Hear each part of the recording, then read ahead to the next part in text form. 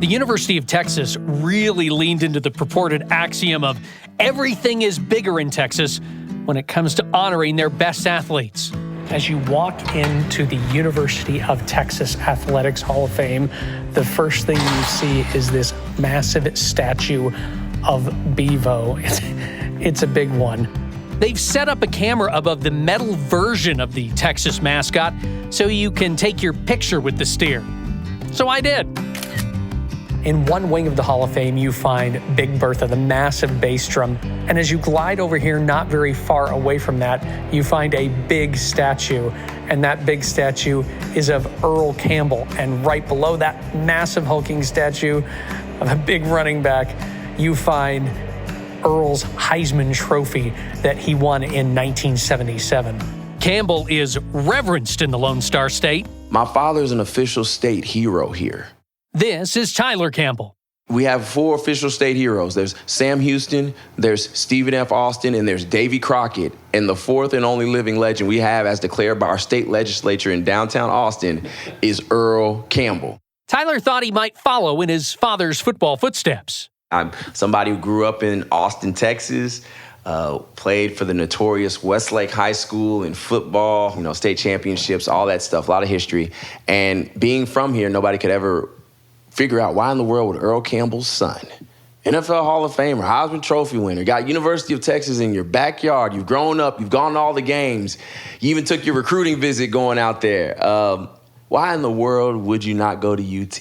Tyler's journey of self-discovery outside of the shadow of his father and of the University of Texas not only helped him, but so many others.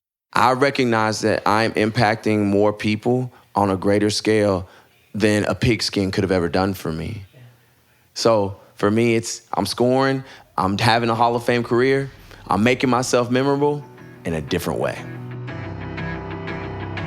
Welcome to BYU Radio's Big Stories, a show dedicated to the incredible tales surrounding the opponents of the BYU Cougars. I'm your host, Cleon Wall. In this episode, we're focusing on the Texas Longhorns. Darrel K. Royal is football royalty at the University of Texas. The school's football stadium has his name plastered on it. The former Longhorns coach impacted the lives of so many players, like Earl Campbell. A decision at the end of Royal's life could impact so many more people in the future. But first, how Tyler Campbell's no-quit attitude led him to influencing others, even if the Austin native didn't play for the University of Texas.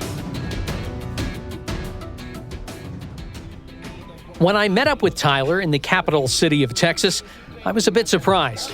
His address was not far from where I was staying in downtown Austin, where skyscrapers tower over the city. But just to the north of all the high-rise buildings is a quaint neighborhood with plenty of old homes.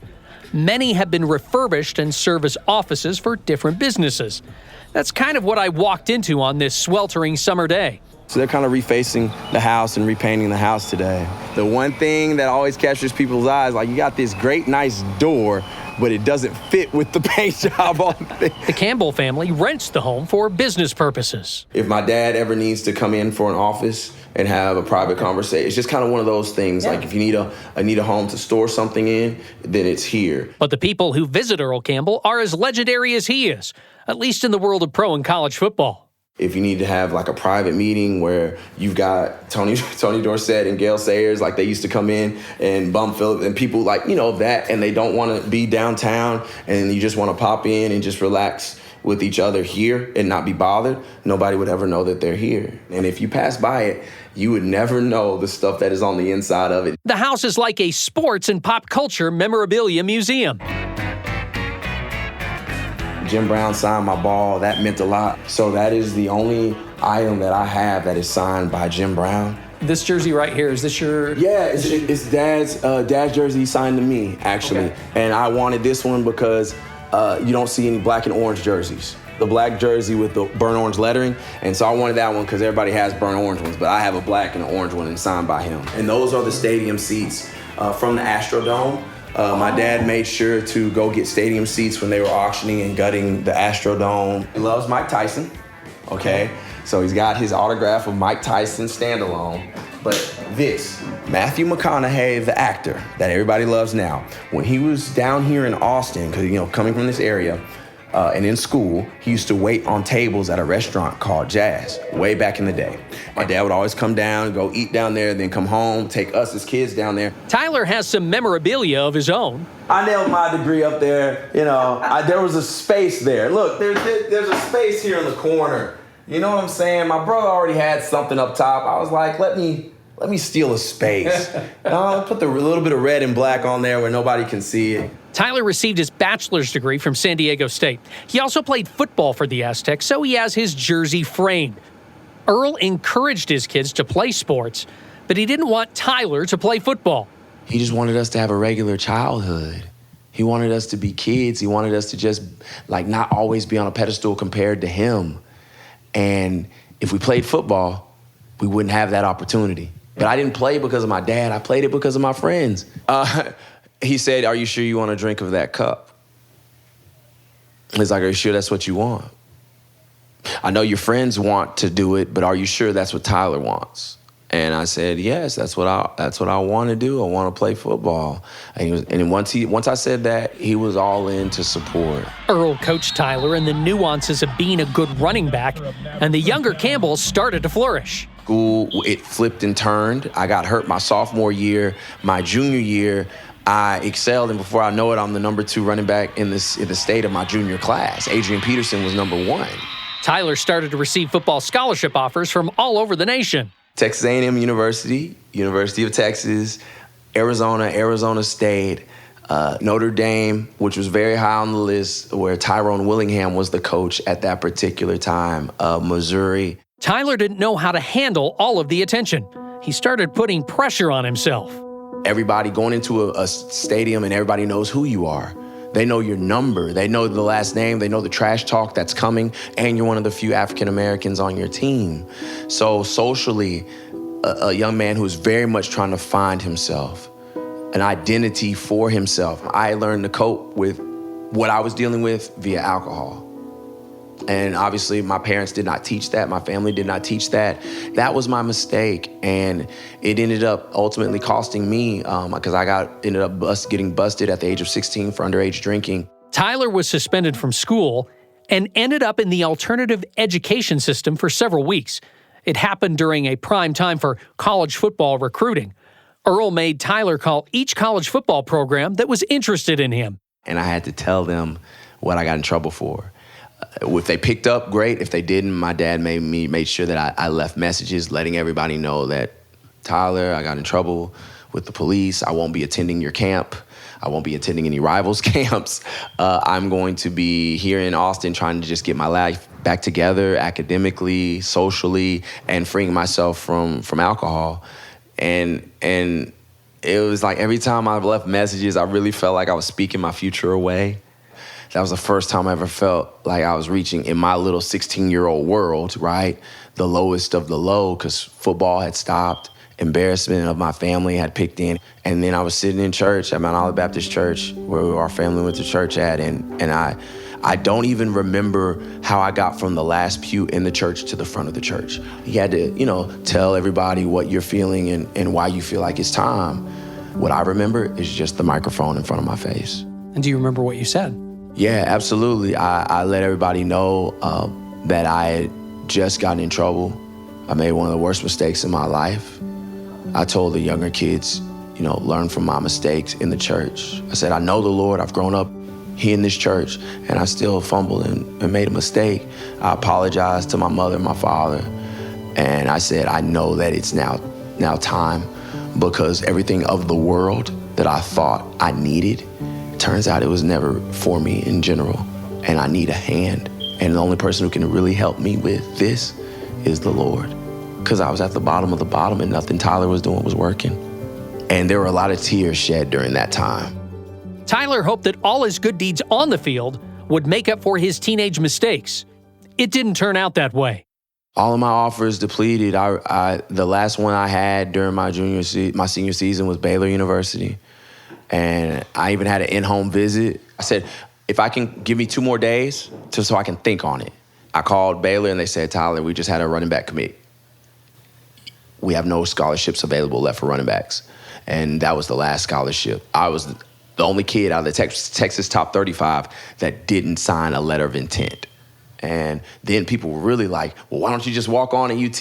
And I was still like, I'm not doing that because I got to find myself. So here I am at the bottom of the barrel. I have good grades. I could get into school academically off of grades. And I still told them, I need to grow up. I need to get somewhere far away from here and be on my own. So even at the worst of my worst, I still didn't want to go to UT. I love the school, but I just needed to go somewhere different. Tyler headed west. He wanted to play for San Diego State since they showed interest in him out of high school. But the Aztecs didn't have scholarships available, so he decided to play for Pasadena City College. I remember getting there and I saw that Jackie Robinson had went to Pasadena City College. And I remember seeing his bust and his statue, and I said, oh my gosh, this is where I'm supposed to be. Jackie Robinson went to a junior college first before going to UCLA. And from junior college, I finally got to San Diego State University. The reason why that scholarship opened up was because a young man who had a running back scholarship got in trouble for the exact same thing that I got in trouble with as he was getting ready to leave for his senior year to come to state. I didn't quit, and because I didn't quit, I got a scholarship just a year later after I'd hoped to have it. The Campbell no-quit attitude would serve him well at San Diego State. Coming up next, Tyler's tough battle with a debilitating disease.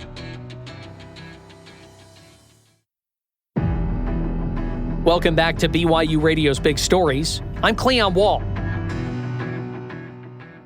Tyler Campbell, son of Football Hall of Fame Texas running back Earl Campbell, has his San Diego State jersey proudly displayed in an office in Austin.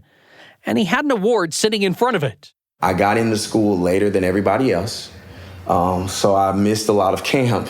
I was redshirted immediately, and I got the Scout Team Player of the Year.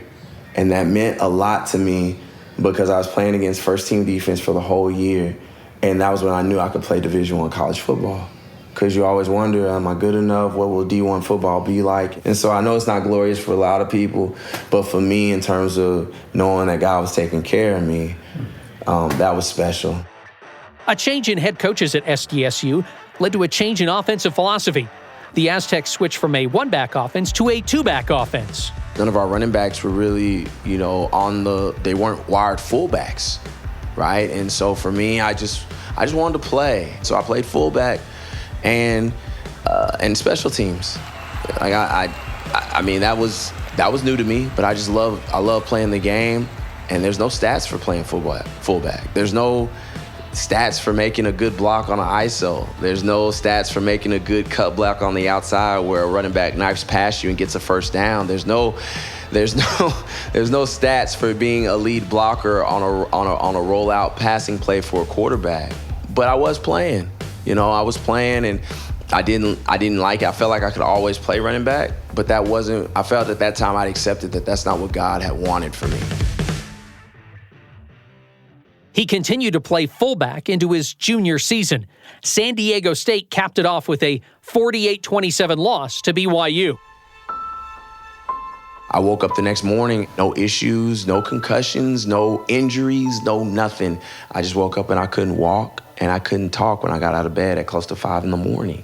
So I had to yell for help. I couldn't talk and enunciate my words because I had developed a stutter, because the left side of my brain was just captured with lesions that I didn't know. And I walked into the doctor's office at La Jolla Scripps Memorial, and I go in there, and there's pictures of brain diagrams all over and I'm like, a lot of elderly people there, and I'm like, I sit down for my appointment. I'll never forget, an elderly woman said, "What are you doing here, son? You're too young to be here." And at that point in life, I knew this was gonna be a tough visit. And so I got diagnosed with MS after a spinal tap and MRIs, and it was very quick.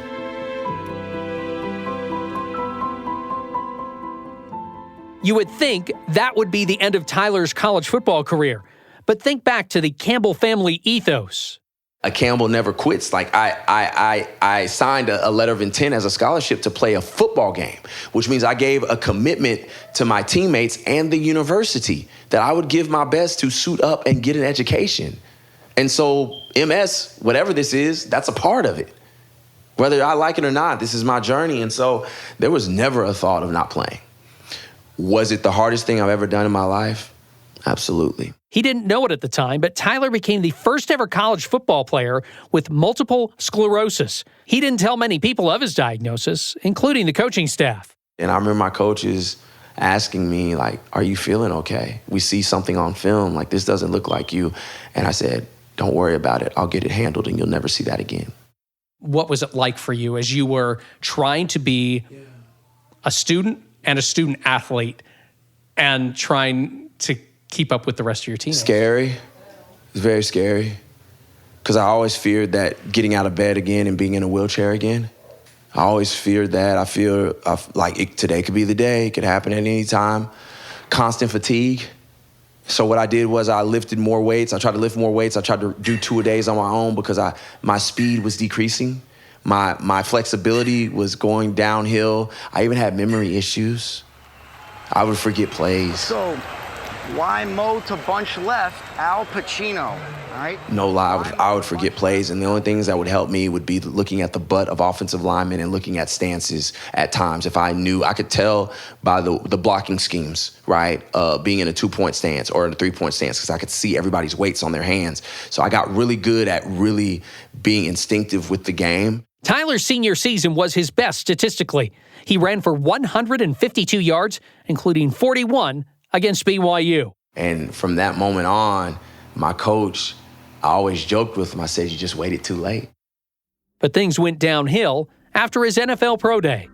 I had a lot more issues with being in a wheelchair. Like, the disease got really, really bad, which made me drop football. My mom came out there, she got me, she fed me, she bathed me. I was laying on my stomach to eat. She did everything. Football didn't work.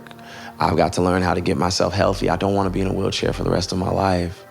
I want to be able to walk. I want to be able to get out of speech therapy. I want to be able to grip a pencil. I want to be able to grip a fork and feed myself.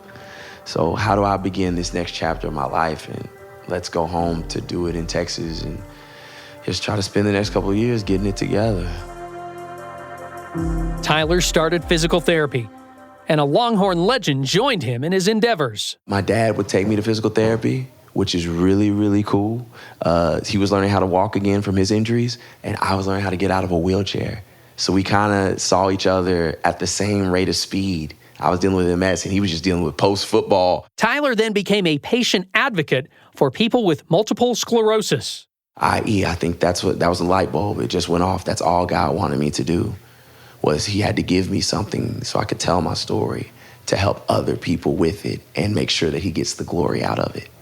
So started traveling the country and speaking in corporate offices and businesses and schools at the age of 24. And found out that I actually love it. I get the same juice out of it as game day. Campbell is a busy guy. He's married with 3 kids, has his own radio show, written a book, and is an inspirational speaker. And if you looked at him, you would never know that he has MS. But Tyler still struggles with the autoimmune disease. It's not ever the same. Even when you're in remission, you don't get back what was gone most of the time. When it's gone, it's gone. Having the children, having the kids, I get fatigued a lot quicker. And then the memory issues. I don't know how in the world I'm a speaker, but all I can say is all grace to him, because I get on a microphone and it works. So there are things that it leaves its scars, but I am here. We're having a conversation, and hopefully somebody will be blessed because of the interview. Tyler doesn't want anyone to quit online. I can't allow somebody else who's my brother, my sister on this earth to give up on themselves. Because if you never quit, you never lose. All I've done, Cleon, is just not quit. There's no magic to it. There's no money. There's no fitness plan. There's no 5 steps to doing this or 8 steps to doing that. I just didn't quit. And life knocked me down plenty of times, and it still does, and I just choose to get up. He gave me a divine opportunity, the same with you, to make a choice. Each and every day we get to choose. And I choose life. So if you choose life, how can you lose? Coming up next, a man who won a lot of football games at Texas leaves a lasting legacy.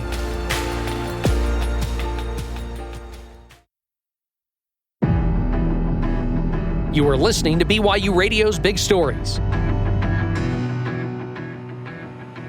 There are trophies and statues galore at the University of Texas Athletics Hall of Fame. Trophies of all the conference championships won and also the national championships won. And as you continue on back towards what would be the football field, you find a statue of Darrel K. Royal, who also happens to be the namesake of this stadium. The statue is of him walking with a jacket on, the UT logo on the left breast. He almost looks like he's observing a practice or guys warming up before a game. There is a huge video board celebrating Texas's big wins in football. A lot of the championship trophies are out so that people can see them and get up close and personal with them. But there are 4 national championship trophies in football that are behind glass. 3 of those trophies were won by Darrel Royal in 1963, 1969, and 1970.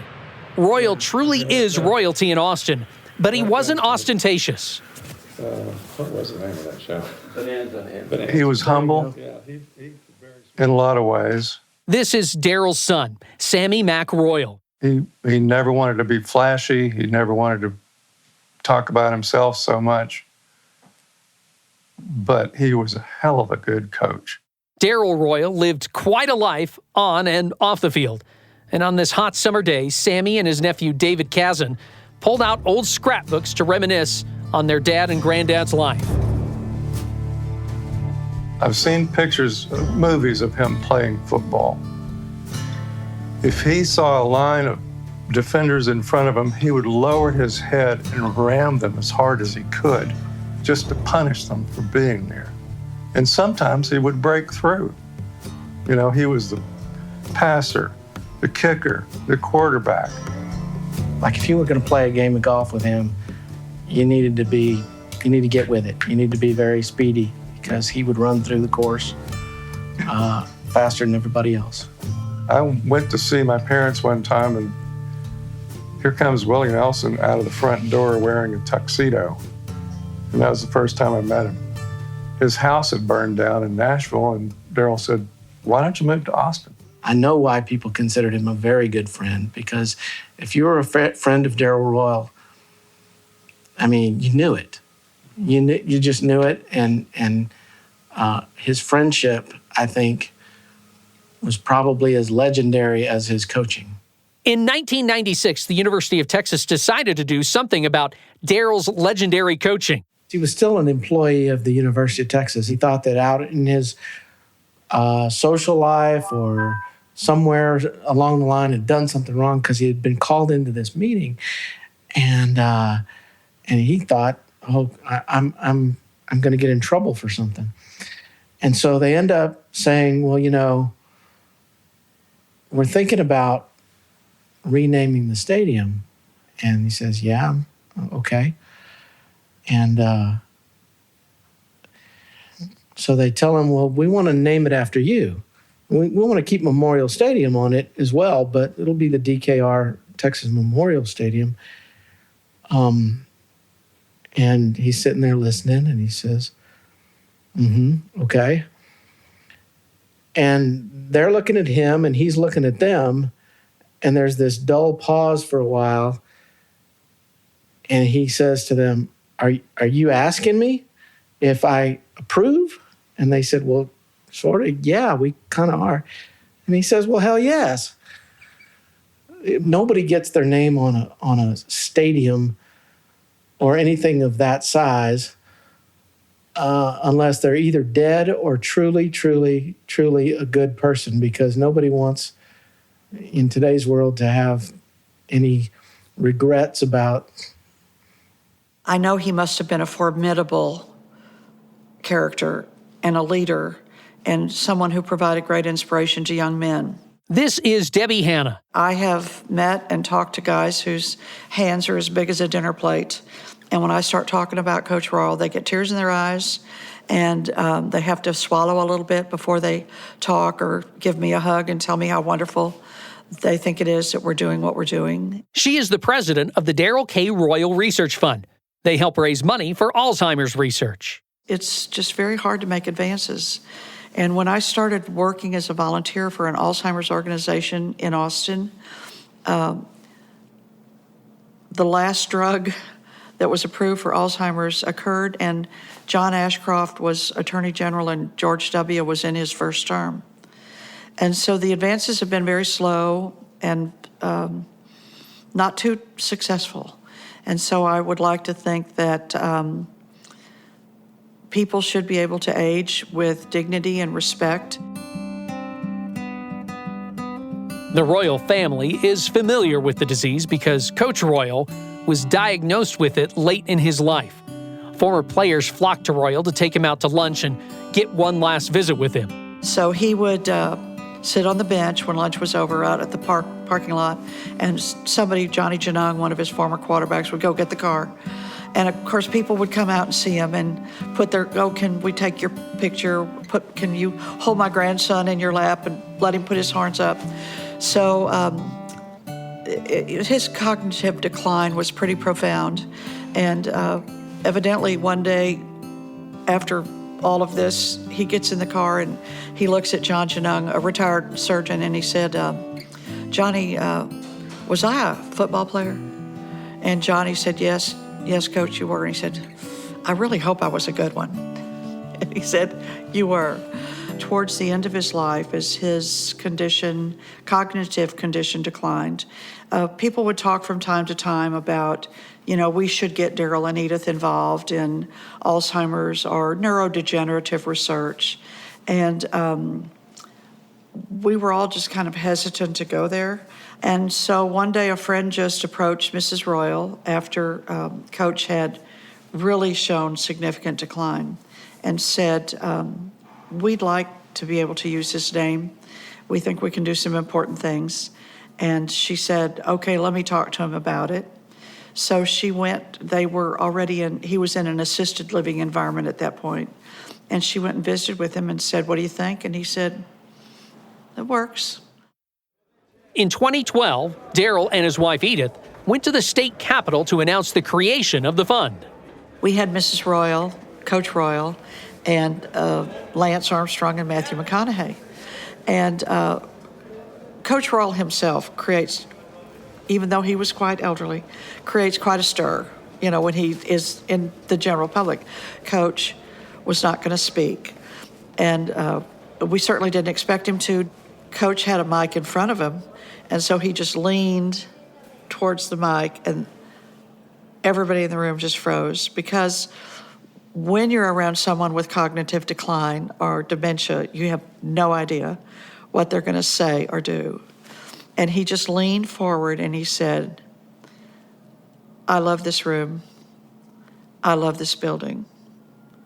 It makes me happy when I'm here. It was a really touching moment. So as they were exiting the Capitol, the Senate chamber, to go back to the Lieutenant Governor's meeting room, just to have the meeting and thank some people, somebody hollered, let's see your horns. And Coach Royal put his horns up, and that went all over the world in the news the next day. And it was a wonderful day. Darrel Royal died later that year, but the influence from the research fund lives on. We started a study called CLEATS. The researchers study aging male and female college athletes who've never played any professional or even been contracted to play professional sports, both collision and contact sports, so women and men. And the idea of the study is to enroll athletes over the age of 50 and study their health, well-being, and cognitive process. We fund young researchers, and they're just tickled when they get the check and the money. And if we help 2 or 3 researchers or 10 that end up bringing information that will help even plateau diseases, I know Coach Royal would be proud of his money being used that way. Coach Royal's grandson, David Kazen, sits on the research fund's board. I'm proud. I'm a proud grandson. but I'm a fortunate grandson. To me, being the grandson of Darrel K. Royal, it means a lot of things. It's great to see the world. It's great to see celebrity. It's great to see accomplishments and to be appreciated for football and all the rest. But it's even greater to be as centered as they taught me to be. That's probably what it means to be the grandson of Darrel K. Royal, as much as anything else. I was just taught to be fortunate, to feel fortunate for what I have, to make the most of what I have. Don't sit around and rest on it.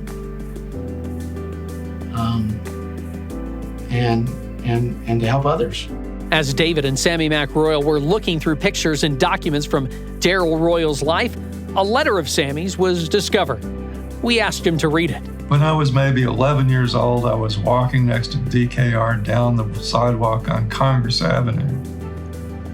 I don't remember where we started or where we ended up. What I remember first is that I had to hustle to keep up with the man. He was always on a mission. I learned to walk fast. The main thing I recall is that he got stopped several times on every block we walked. Everyone wanted to say hello and chat.